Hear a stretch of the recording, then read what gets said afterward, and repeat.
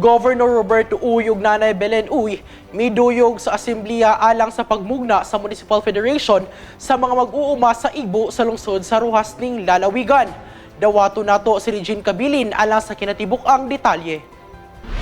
Giduyugan mismo ni Governor Roberto Uy ug sa iyang kapikas nga si Evelyn Tang Uy ang General Assembly sa mga mag-uuma sa Egbo nga gipahigayon kaniadtong Disyembre 3 ning tuiga didto sa Barangay Nabilid Covered Court sa lungsod sa Roxas. Kini aron mahiusa ug mapalig-on ang mga kapunungan isip preparasyon sa pagmugna sa Municipal Federation sa mga mag-uuma sa Egbo sa maong lungsod. Nasayran nga sa kasamtangan, adunay 31 ka asosasyon sa mga mag-uuma sa Egbo ang naorganisar sa 28 ka mga barangay sa lungsod sa Roxas. Si Susan Tao, presidente sa Lipacan Farmers Association, ang kinasingkasing nga nagpasalamat sa dakong tabang sa Egbo program sa kapin 60 ka aktibong miyembro sa ilang grupo. Gipaambit niya ang kalampusan sa ilang pagpanguma diin nagsugod lamang og 16,500 pesos nga kita gikan sa una nilang tanom nga watermelon. Gibutyag niya nga wala pa man nahuman ang pag-harvest sa watermelon, gidugangan dayon kini sa Egbo program og 480 ka manok alang sa layer chicken production diin human sa 7 ka bulan, mikita sila dinhi og kapin 369,000 pesos. Human niini matud ni Tao nga nakadawat na pud sila gikan sa Egbo program og 5 ka baka nga alimahan ug padaghanon sa mga miyembro sa ilang asosasyon.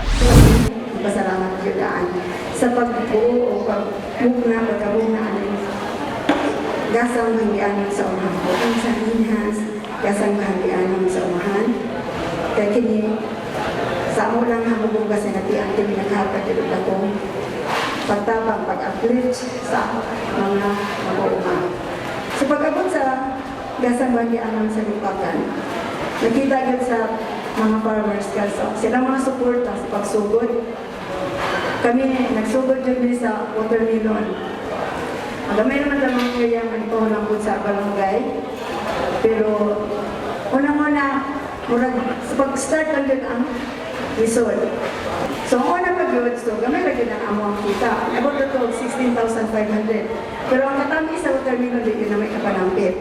No, so may gito kayo. Wala pa naman ang among pag-harvest sa watermelon. Abot mo po ng amo ang yatagan may 480 heads nga manok sa pampaitlog.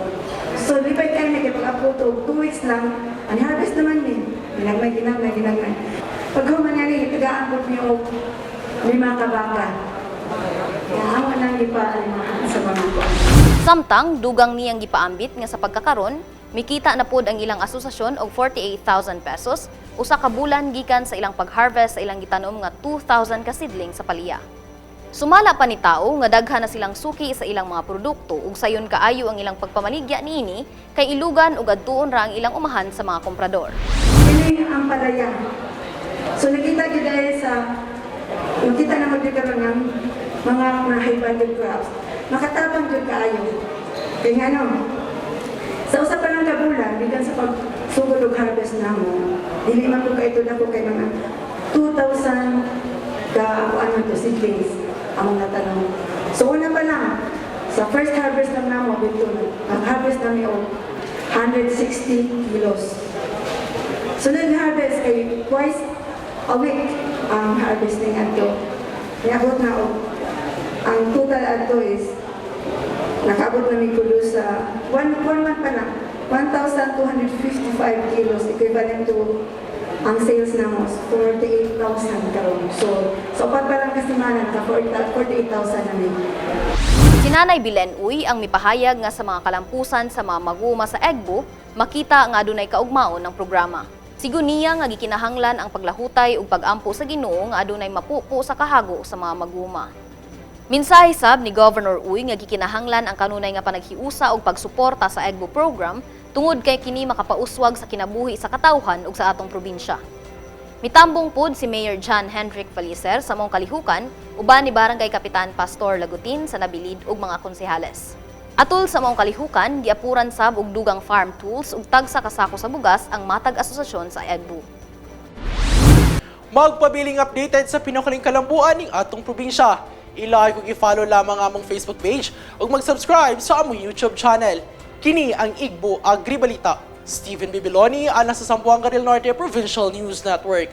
Ang dapig sa kamatuuran, duyog sa kalambuan.